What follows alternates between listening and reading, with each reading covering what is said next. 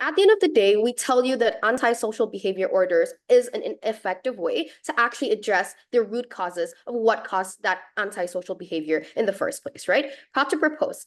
What is the setup on OG? We would be extremely clear here. It's threefold. Firstly, how does antisocial behavior look like, right? Given the current growing unrest in different parts of the world, it's incredibly important for the criminal justice system to basically reform how it deals with cases of antisocial behavior. We tell you that antisocial behavior looks like things like drunkenness, swearing, rioting, vandalism, racist language, which is seen in the info site at the end of the day, right? So these are behaviors that are usually caused by things like mental health and etc. And I'll be further expanding it on my positive case, right? But then secondly, what does civil penalties look like, right? Which is obviously the deterrence on-site opposition. So basically, civil penalties are non-criminal consequences or sanctions, right? This means that there would not be things like jail time or jail sentencing. But then secondly, this looks like fines, community service, corrective actions to discourage these unwanted behaviors. So at the end of the day, under opposition to be able to deter or pose sanctions on these criminals, they would simply make these individuals do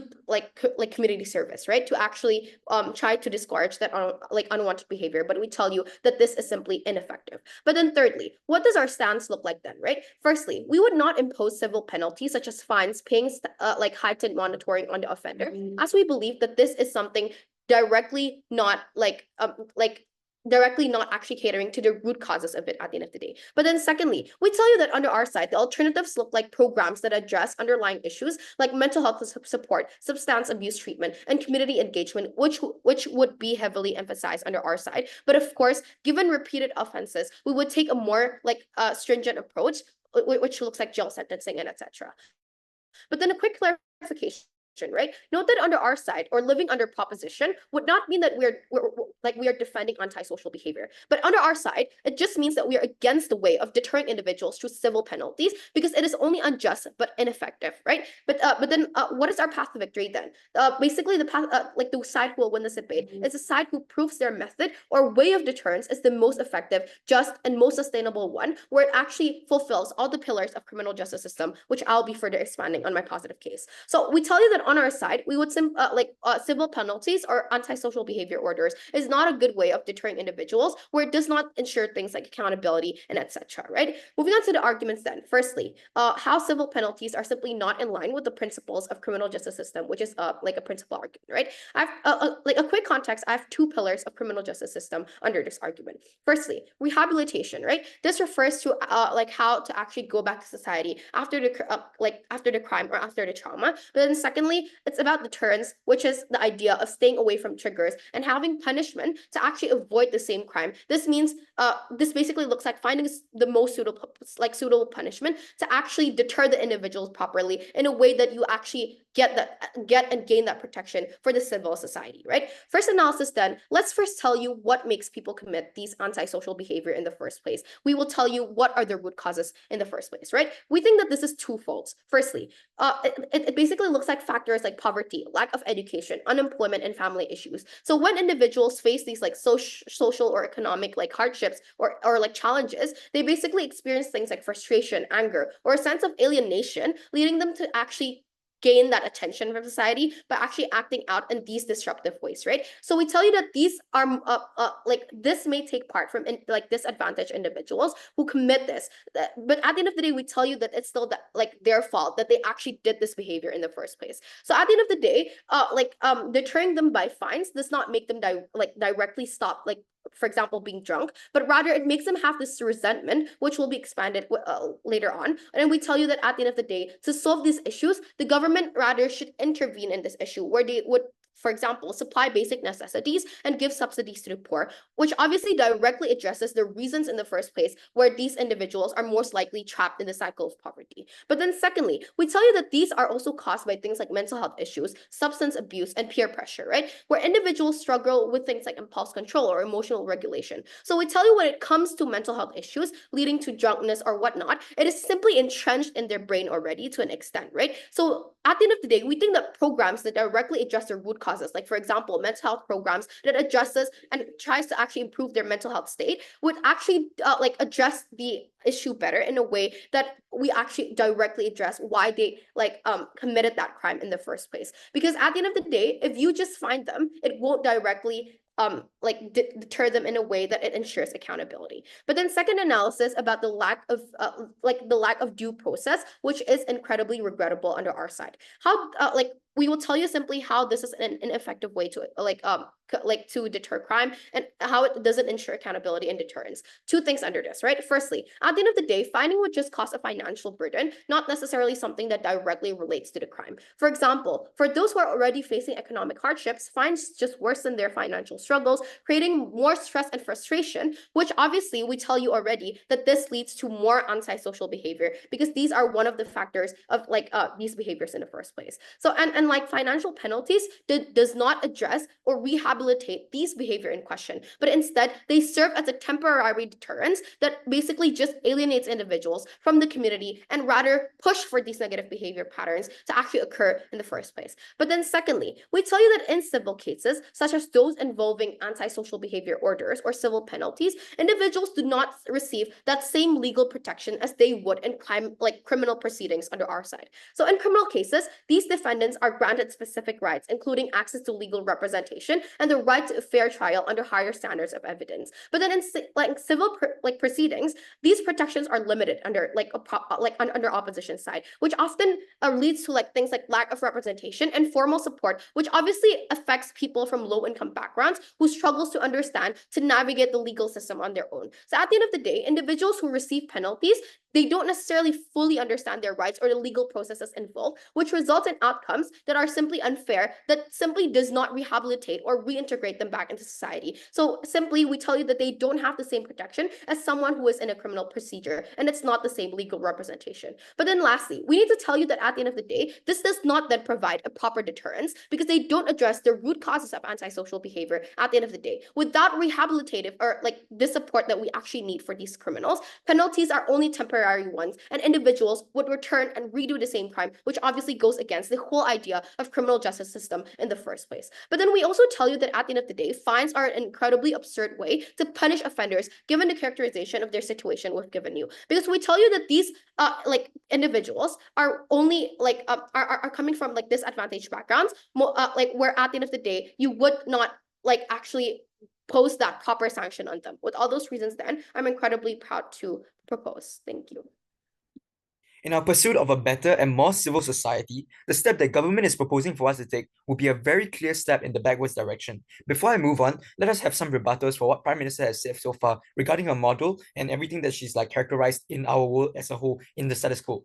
Number one, Prime Minister is very unfairly characterizing her model and tries to claim exclusivity in her world that is just simply not the case. She says, oh, we're just going to give them, everything status quo card, we're going to give them help. We're going to give help to these people who are, unstable, these people who are unable to get back, reintegrate into society, and these fines are just too much for them. Panel, this is a very, very unfair setup of a model that doesn't really differentiate it enough from the current status quo, because she doesn't really understand, the OG doesn't really actually fully understand how these antisocial behavioral orders actually work in the status quo itself. In many cases, right, in many countries, and many of her case actually lies on her false understanding of the ASBOs that actually currently exist. Now, in many countries, right, these antisocial behavioral orders are not just simply fines like the government characterizes, right? They look like short-term restrictions to certain places of people. They look like community service. They look like also providing rehabilitation to people who are unstable as well. So we don't really see how government actually tries to claim this as something in their world when this is simply something that already exists in the status quo, right? So we see that this is a very, very this is a very unfair characterization of a model that doesn't really differentiate it enough from our side. However, let's take them at their very, very best and say that they're going to be running a harder line, which is something that she kind of implied, right? Which is the idea that, oh, the deterrence isn't enough, government needs to intervene and step in, right? All right, we'll take their case at that point and say that, okay, they're going to be running a harder line. They simply very falsely characterize another thing, which is the idea that the actors of the case are people, who are unprivileged, who are unable to, afford fines, and they're going to have a very, very hard time reintegrating into society. They're going to have a hard time. But the idea of civil cases as a whole is the idea that these are basically some sort of a petty crime, right? These things like drunkenness, these things like swearing in public, yes, they will escalate into bigger crimes, which I'll be mentioning later on in my substantives. However, at the very base of the problem, there's still petty crimes. And in order to deal with these petty crimes, it's just the people that are being mainly affected by them aren't going to be all the poor people, all the homeless people that government tries to like characterize or bring out to you guys today, because that is just simply not true, right? These crimes, these antisocial orders can be like can be breached by any individual in the world. Sometimes you have a night out, you're drinking with your friends and you get too drunken, you get too drunk and like you cause disorder in public, right? This can happen to just about everybody in the world. So we don't really see how they can like just basically box their entire argument into like just, oh, the poor people who can't really like reintegrate back into society, who need a lot of help. And even then, when we take them at their best, we also do provide this help in our world as well. So this is not a very exclusive benefit at all. We also like assess people based on like their problems, whether they are addicted to like drinking, addicted to drugs, racist as a core, you know what I'm saying? So like these are when like these officers like are able to see that these people are already mentally unwell, they will therefore be providing them with rehabilitation. They will be providing them with help. We're not just gonna like throw them back on the street after like collecting their money. That is just simply not the case. And panel, do not let opening government like convince you that this is the current current status of the world, because it is simply not the case. Now, let's finally move on to my first substantive, which is the idea of deterrence and why it is better than intervention, which is one of the main clashes of today's debate, right? Number one, now the antisocial behavioral orders serve as a very powerful deterrent. It sets very, very clear boundaries to prevent antisocial behaviors from disrupting the fabric of like the civil society, right? Now, they are very crucial in pushing society back to a much like needed shift back to civilization, right? And back into civility, reinforcing like very basic values of like respect, like safety and public order. They are very like they are foundations of like a cohesive community, right? So in a time where like antisocial behaviors like drunkenness and offensive language and vandalism are like very increasingly visible in like our public society, the absence of these like very strong deterrents risk normalizing the disorder and it like erodes the quality of life for everyone. Now, we don't really since we don't really have a very, very clear model and understanding of what opening government would actually do in order to actually like help the people while also differentiating their case from just the status quo itself, we're gonna just take it as they're gonna set it as like a hardline policy, and we're gonna say that that it's going to just be an idea of interventions versus deterrence, right? Now, why deterrence always wins out in our case is because we believe that at the end of the day, yes, these crimes will escalate into something bigger, which I'll mention later. These crimes will be something like that are something that we really need to look at in society in order to help. But at the very end of the day, it's still like these crimes are still like smaller crimes, and they aren't like some big thing that you need to really like put a lot of finance, resources, and everything into stopping, right? We think that deterrence is a better idea to actually handle this, because people are more likely to actually receive well when hearing that, oh, no thank you, we're going to just do community service so that we can like rehabilitate and be a better person after. We see that it's much more likely that people are going to take well, rather than like being like receiving like a very hardline crime or like a hardline punishment for something that is like respectively like smaller compared to like other bigger crimes, right? So when we see that our AS outside the world, these antisocial behavioral orders will be a better form of a deterrence in order to stop people from like repeatedly engaging in like these forms of acts, right? We see that in our side of the world, this looks like people who like, for example, who are drunk or drunkard, who are being restricted from places such as like bars and whatnot. We see that these are people who are like who have shown being racist, being restricted from like places where there are no thank you, where there are people of a lot of like where there are large public amounts of people, right? We see that by deterring antisocial behaviors before they spiral, antisocial behavioral orders encourage a society that values restraint, accountability, and mutual respect, which are values essential for any society that we want to prioritize well-being and create a safe environment for.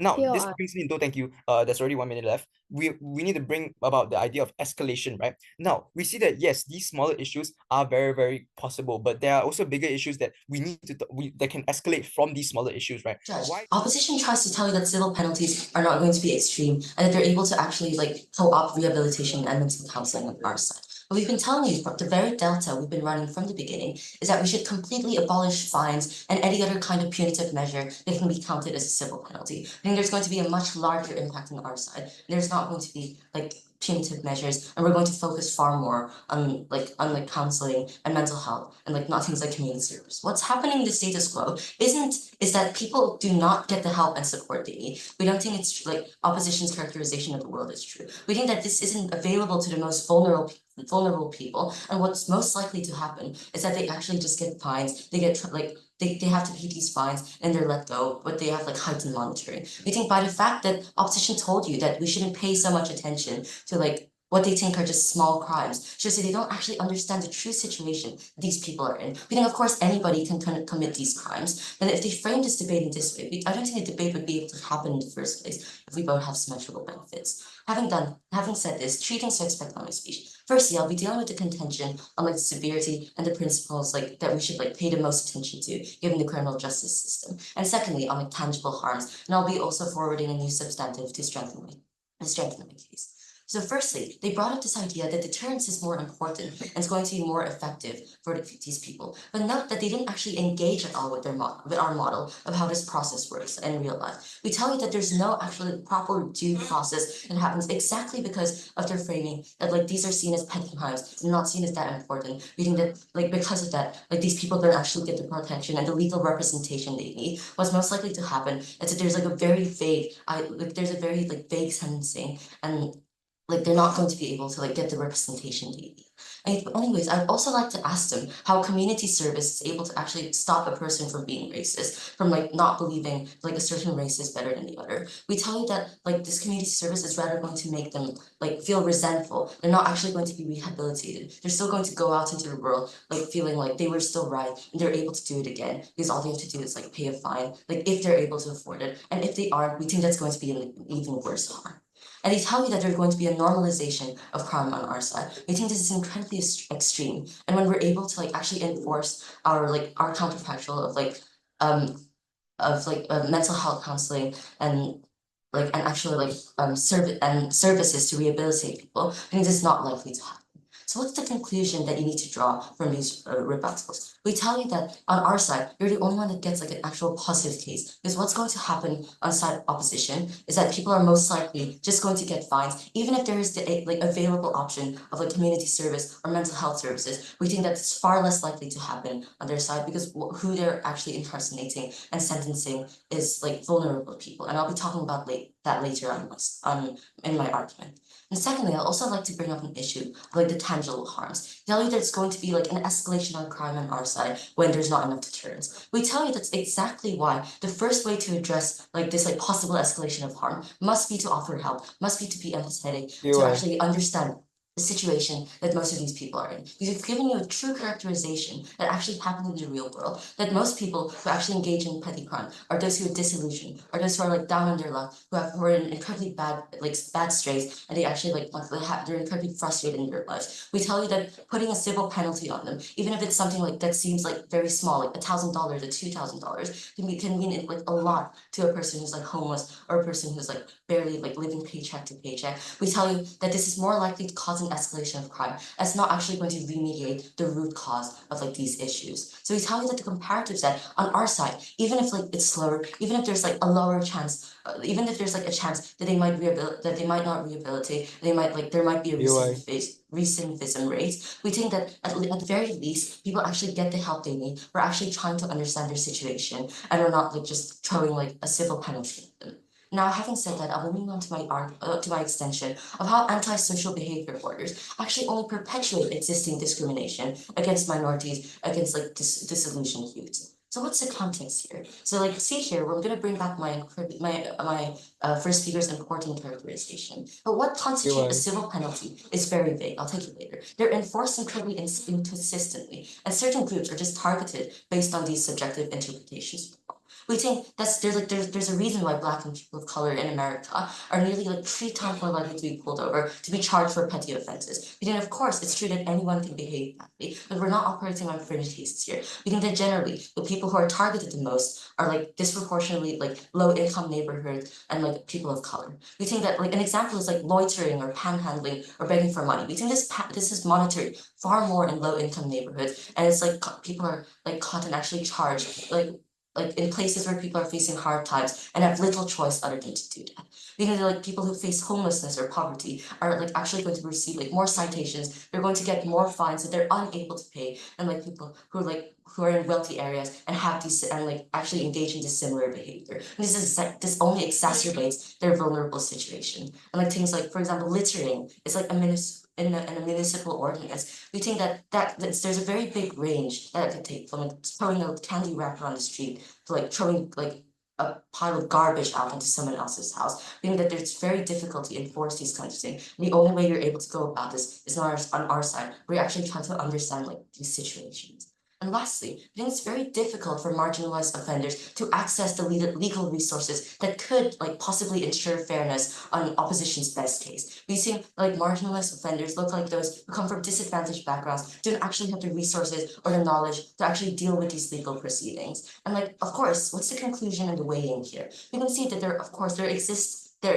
like entrenched disparities under both sides of the house. But then on our side, we're able to like better deal with this, and we're actually able to give people the help that they need, and that this is not going to exist on side opposition. These are just like giving like a blanket fine on these people, and it's very unlikely that they're actually going to get like the mental health services, and that community service is actually going to help them like at all. For all these reasons, very proud.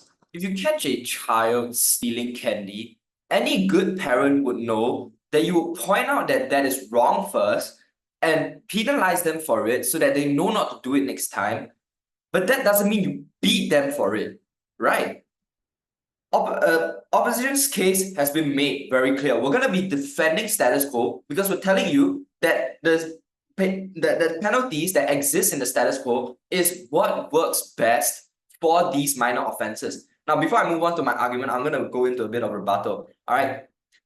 But what I see is that government's main case is that they're going to provide programs or rehabilitation programs for support. And if we have to take it to an extreme, they're even imposing jail sentencing.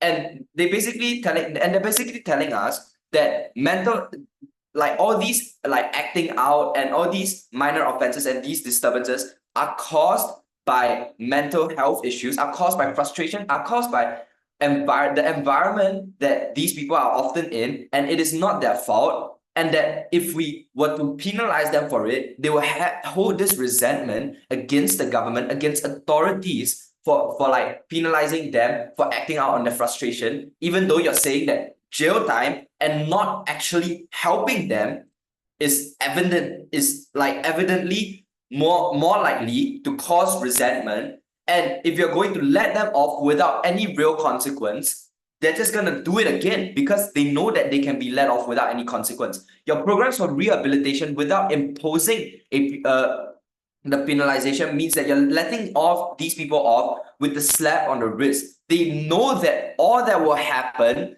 when they get drunk again, when they start like hauling racial slurs at black people again, is a few rehab sessions before they're out on the street doing that same thing again, right? So they're more likely to repeat their offenses in your side of the house. And team government also like mentioned about how community service helps like these offenses such as racism, even though this is clearly cherry picking. Rehabilitation helps racism. Community service deters people from thinking that they can be let off without any real consequence for being racist in the first place. They just keep going on and on about how they don't think that in our case, rehabilitation will be something that will be provided and would instead just be fines and jail time and have zero characterization or mechanism as to why that is so on our side. And there's absolutely zero engagement with our clear explanations and case, which my first speaker has already mentioned, as to how the status quo actually looks like, right? But moving on to my argument. Firstly, we already have covered the deterrence area, but we also tell you that on our side of the house, rehabilitation is a very real thing and it's a phase that we cover too. Two layers of analysis. Firstly, status quo already covers this ground of rehabilitation, right? Because what these antisocial behavior orders look like, it looks like firstly, community service, which acts as deterrence, and secondly, getting to the root issue that causes these like behaviors, which is where like support programs for these people come in. This looks like anger management classes. This looks like counseling. This looks like rehabilitation for addiction to substances or alcohol, right? My first speaker already tells you that we deter people from recommitting these offenses over and over again and possibly escalating their minor like misdemeanors into full-blown criminal activity. But I'm here to tell you that on top of that deterrence, we are also covering this rehabilitation process, right? We're picking up and penalizing these small acts because, like, to first start off as sending a message to the public that any of these disturbances, right, to the public and to society will not go unnoticed. We're literally, as an authority, we're sending this message that we actually care for public safety, right? On their side of the house, what they're doing with this jail time and like just government provided help without any real tangible consequence is basically saying that, oh, we're either gonna let you off because we don't care enough, or we're just gonna throw you in jail, right? So basically they just not like really giving a big damn about whatever goes on with these people. Then within that order, we provide the rehabilitation for these small offenses because oftentimes it is minor enough that it doesn't require you to lock them away because they're not exactly menaces to society per se. But at the same time, it is prominent enough such that you have to do something about it. No, thank you. We have to do something about it in order to like prevent it from happening again. Okay, I'll take your POI. What do you think about the stigma that surrounds these people in society? The stigma that surrounds these people in society? No, look, here's the thing. All right. Imagine, right, that you're racist, right? Or like you're repeatedly racist or something like that, right? What your side of the house is doing is basically we're just gonna keep letting it happen again because there's no real consequence. You're not really penalizing these people for being racist, right? And your side of the house is more likely going to like maintain this stigma because these people have like no punishment at all per se for their actions. They're gonna keep getting away with it. So which is why they're gonna keep doing it again, especially with things, for example, like racism, right? It has something to do with your moral ground, and these people are not going to change how they look at the world morally if they're just going to be let off, right, with just a slap on the wrist. So we are more likely to help the stigma by saying that, look, we prevent people from doing it and then we get to the root cause instead of like going to the root cause immediately without preventing people in the first place. Right, now back to what I was saying. What government is doing is basically trying to sweet talk a child out of stealing that pet candy or beating them for it. That's it. That's all they're doing. All right. We tell you instead that instead of like basically doing nothing and then going to the extreme immediately, we have this penalization to firstly scare people away for the lack of a better word, from putting themselves in positions, no thank you, that can lead to receiving these kind of orders, that can lead to them receiving these kind of penalties. Then if these offenses were to be committed, then the rehabilitation comes in to address like the root causes of these issues, right? We lock away people who have committed crimes that have endangered people. We lock away murderers. We lock away robbers, right? But we are dealing with people here, which in a sense, you're right in saying that we're dealing with people who come from like hard environments. Right? So we're not, no thank you. So we're dealing with people that are not exactly endangering society, but are more so disturbing. Then what does this comparison of our worlds look like? In their world, we see that like people are more likely getting away with these, like I said, right? Okay, and in our world, we're more like we're covering both bases of deterrence and rehabilitation, and with all that, we're proud to oppose. Judge, it was the stigmatization towards these criminals that committed these sorts of crimes that stopped them from integrating well enough into society and meant that they were unable to actually properly use resources such as rehabilitation. I'm going to do 4 things in this speech then. First of all, a clash in deterrence, and why deterrence is simply not effective enough. Second of all, some extra setup and some more counterfactual stuff. Third of all, substantive on stigmatization. And finally, Wang. First of all, under the clash of deterrence, we basically hear one big push from OO, which is to tell you deterrence is the best way to solve these crimes. I think 2 layers of responses.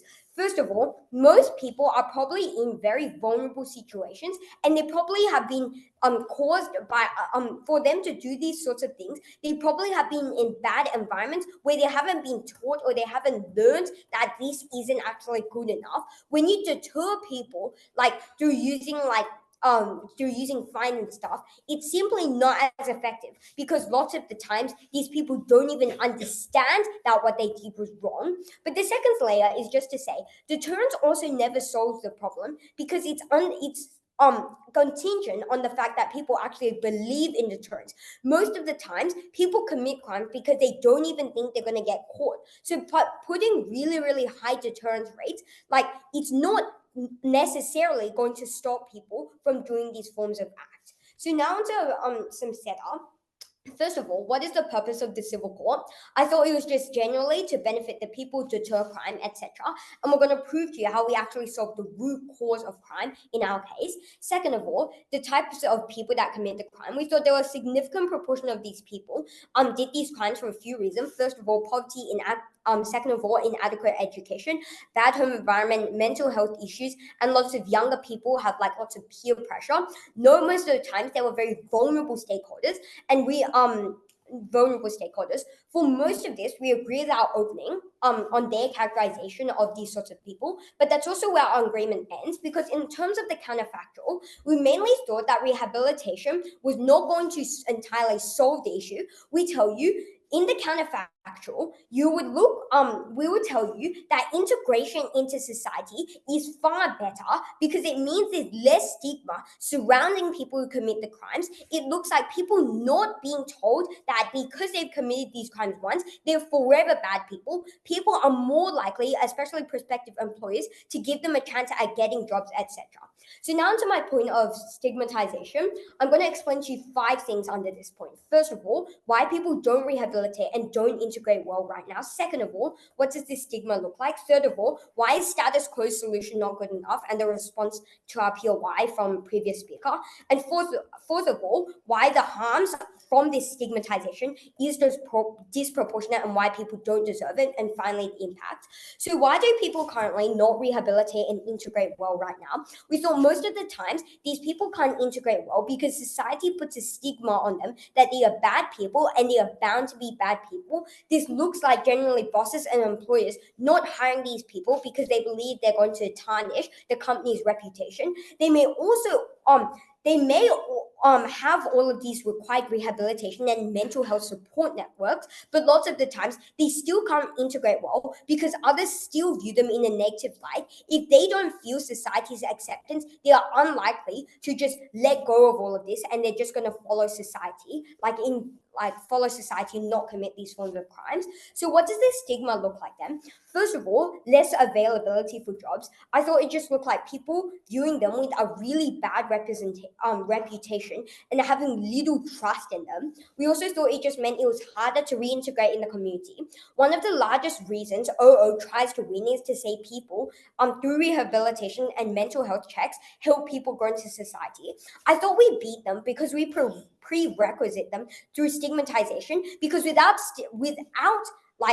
this characterization on stigmatization, people still can't reintegrate well enough. And so the stigma just looked like people still just not being trusted. And the impact and the mechanism that this is the impact and mechanism that opening failed to prove and why we win over. And we also just thought people don't believe others can change and become good people. This is generally the case when people aren't actually turn good people, but they just don't get trusted, causing them to recommit lots of the times. Why is status quo not good enough? I thought just the response that we heard from the POI was never engaged with our case. It just said that you were more likely to recommit, but this never actually responded to the fact that stigmatization was the root cause. So why are the harms just so disproportionate? I thought, first of all, lots of the time, these people are vulnerable in the first place. They don't have a safe household or space, and they're already in bad economical situations. The impacts are extremely large. This looks like them not being able to get jobs, people being shunned by society, people feeling extremely isolated, and having worse mental health. Just before 6 minutes, anyone have a POI? 3, 2, 1. Okay, so now onto the impact of this. First of all, what happens to vulnerable groups. I thought, first of all, it means they actually get jobs and earn money. This is to the point where they feel like they don't need to commit these forms of crimes, these petty crimes, because society is already in line with them, and so they can actually reintegrate into society. Second of all, people who commit these crimes but aren't vulnerable are also far less likely to commit, because with proper rehabilitation and integration, people are far more likely to be benefited in society.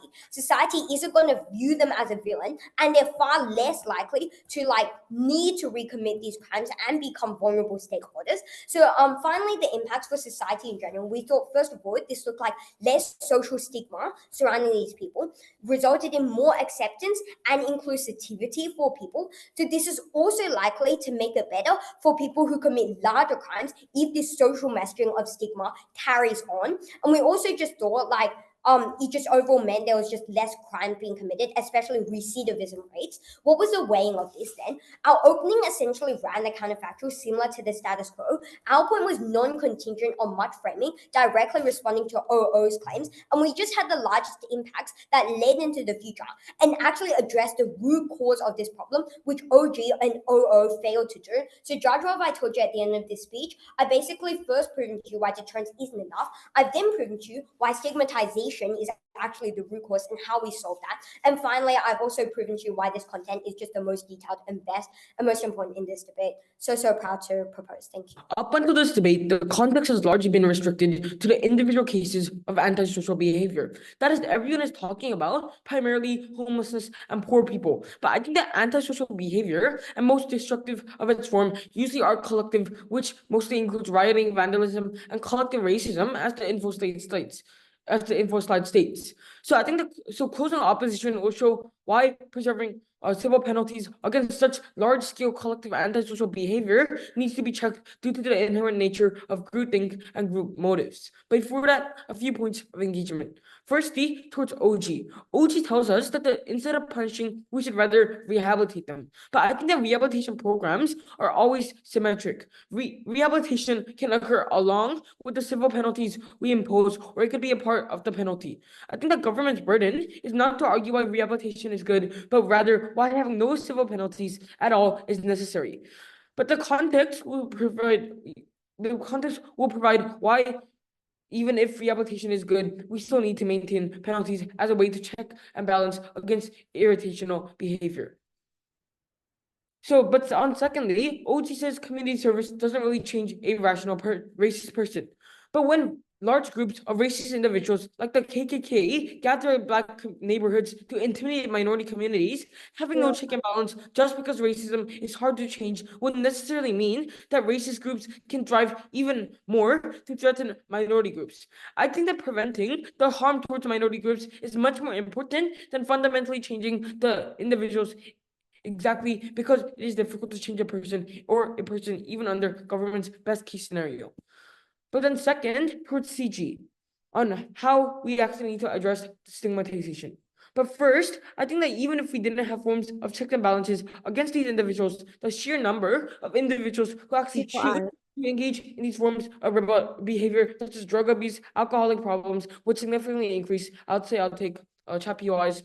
The bar for engaging in such behavior comes so low that even if they don't impose punishments to reduce stigmatization, there'll be a dramatic increase of people who actually engage in such behaviors, which renders their stance ineffective. But secondly, I think that this ignores the context that such kinds of behaviors happens in the public. That is sure, we need to help those who are stigmatized by drugs, but I think that antisocial behaviors are the ones in which manifest in the public. So it is more likely that without antisocial behavior orders, it's more likely that such behavior will happen in the public. This worsens the stigmatization under their case because it's going to become more frequent as visible, and that is why even if we want to help those who are stigmatized, we need to reduce the incidence in the first place to actually help them, which they ironically promote. So now OO primarily discusses 2 points: deterrence and escalation.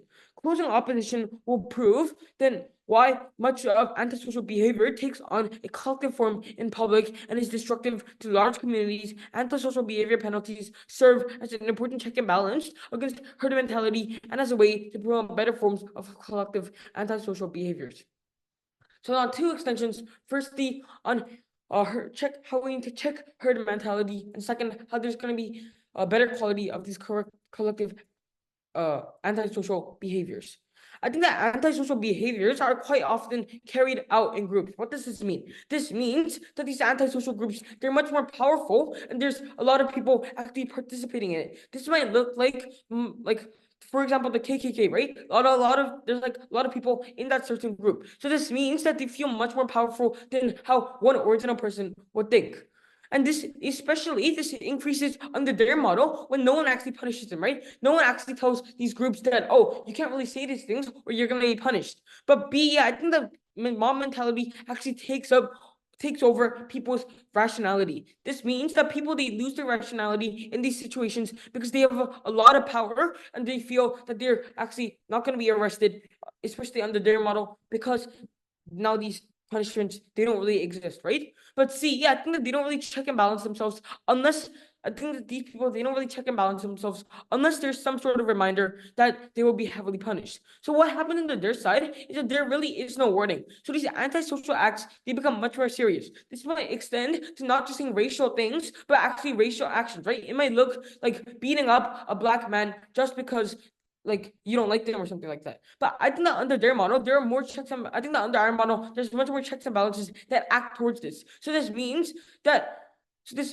under their side, this means more victims are likely to be harmed and minorities are likely to be hurt compared to our model. So now second extension on how there's better quality of collective antisocial behaviors. So let's compare the degree of antisocial behaviors under their world and under our world and theirs. I think that our world, it's going to be most likely ideally advocating for the status quo. But it is true that the status quo still consists of antisocial behaviors. So let me explain to you why these boycotts and riots are rather healthy under our model and how that is exclusive to our world. So what happened in our world is that people, they still know that they're going to get punished when they participate in rioting or whatnot, right? But I think that since they're aware of this punishment, they're only really going to participate in these antisocial behaviors that's worth the punishment, right? Because I think that no one really wants to get a punishment. So if they really want to fight for something, they're only going to do that because they think that it's going to make social change or because it's important. So this might look like things that bring social change. For example, like them participating in the Black Lives Matter movement just because it brings social change.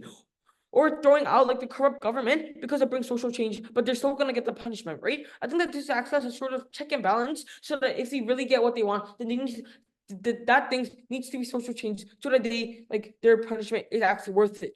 But I think that under their model, what happens is that under government bench, people are not afraid to do things like vandalism. So government's world is where we see more and more vandalism and those kinds of actions. I think that people are easily touched upon with herd mentality to take any type of radical action because they have no leash on them to hold them back from an antisocial behavior, then maybe even a crime. I think that but finally, I think that this wins over OG because we don't actually remove antisocial behaviors that bring social change. I think that we see a more transparent view towards the antisocial behaviors because we provide to you how we actually protect actions that bring social change. But this also wins over OO because we prevent healthy antisocial behaviors, but now we also create social change. I think that we already explained to you how people would only participate in antisocial behaviors that actually bring social change because they want their punishment to be worth it. I think that at the end of the day, we bring more social change as we protect society. Proud to oppose.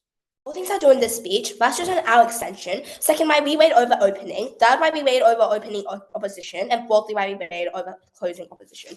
First on our extension, I think the reason we gave you a completely new extension and it needed to be weighed highly was because we explained an impact on a vulnerable group of people who are already stuck in cycles of poverty and lack the support systems to actually change. People who weren't able to integrate back into the society, and people who are just more likely to recommit. We were able to change this stakeholder from recommitting crimes to deterring them to committing crimes in the future. And I think the main responses we got to this extension was from closing opposition.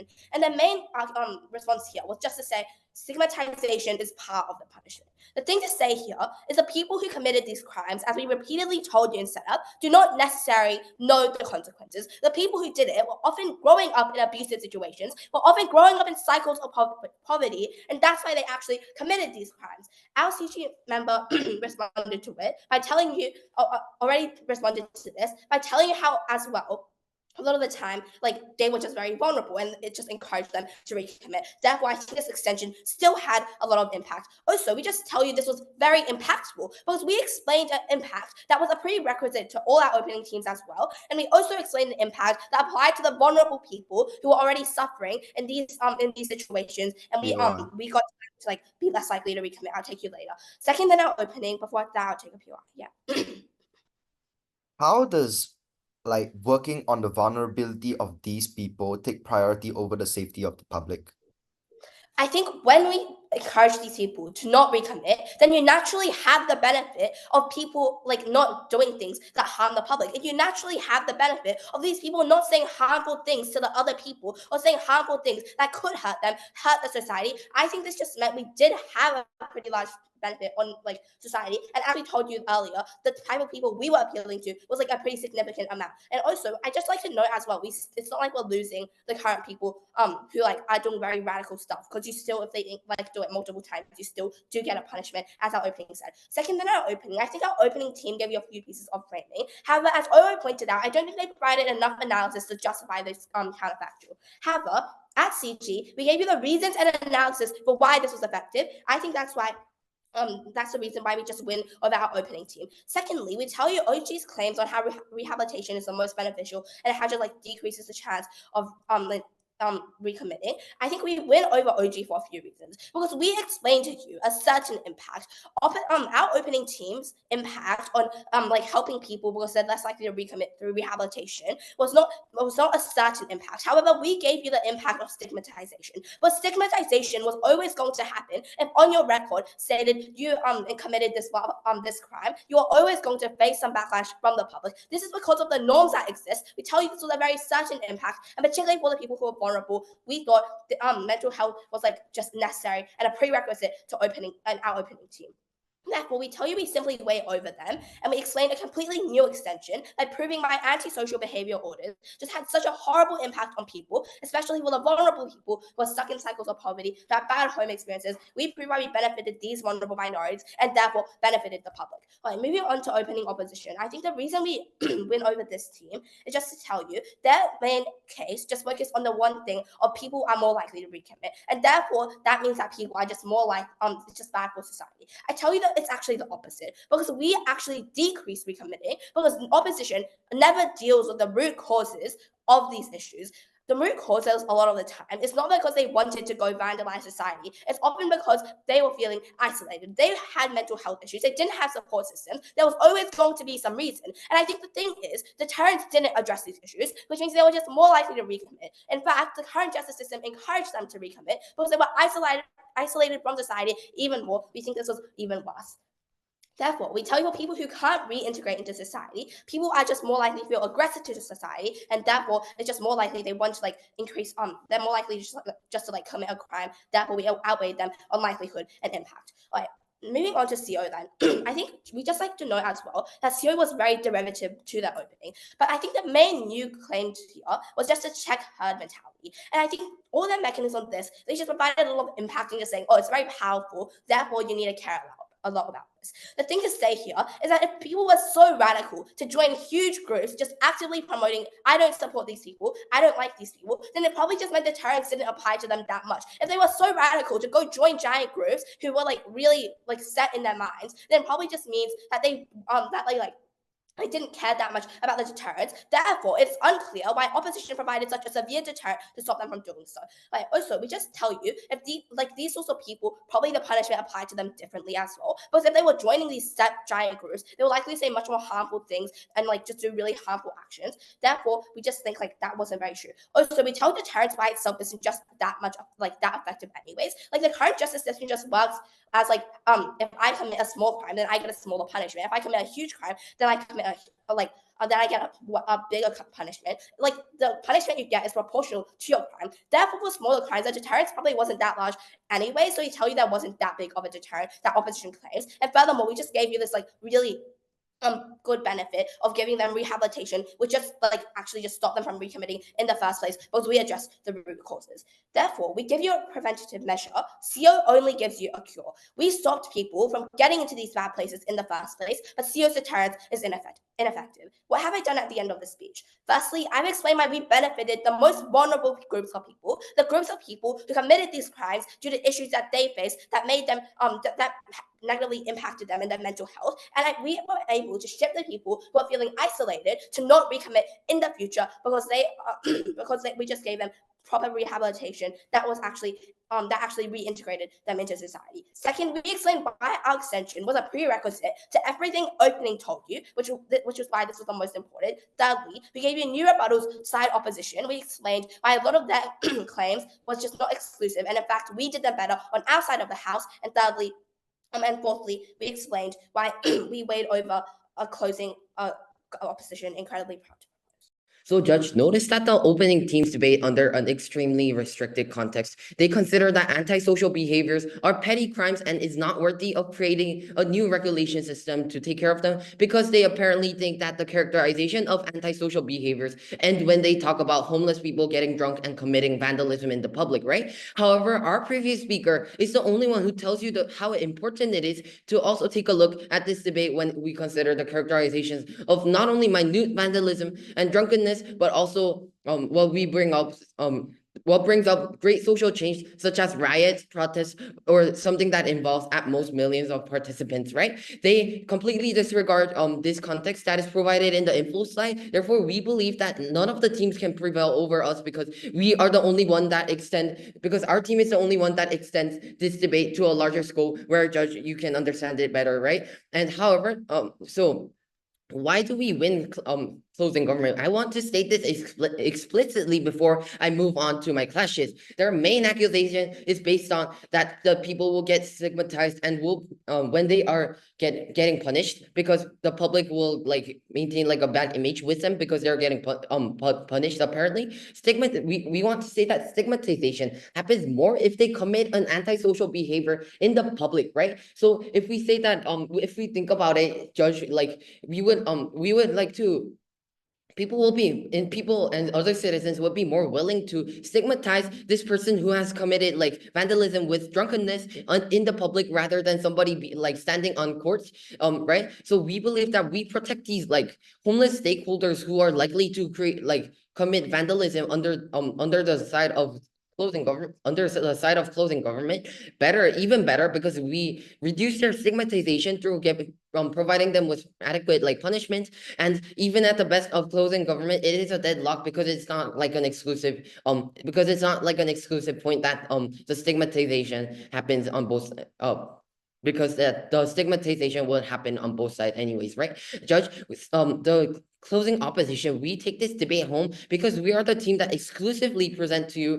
the extension of the debate to view this context in a larger scope. Please note that we none of the teams engage with our context, therefore we all of our points still stand until the end of the debate. Let's have a first clash where we engage with all of the other teams, right? First clash is based on which side takes home the significance over the clash of deterrence, right? First of all, I would like to talk about two contexts. First, about the context of other debaters when they just finished by talking about homeless drunk people who commit vandalism, and also the context of our extensions where we actually talk about riots and other more valid societal antisocial behaviors, right? First of all, on the context of other debaters, right? We say that the other debaters, they finish with the clash of deterrence that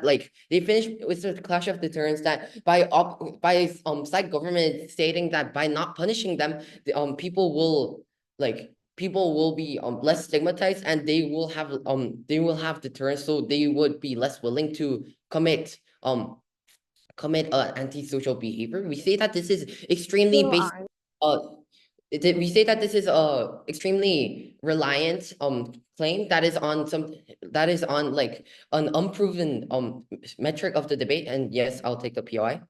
Yeah, civil penalties only worsens these people who do antisocial behavior because you make them have resentment and anger. Why do you solve the issue when you're not directly changing their way of thinking and their patterns? Please engage.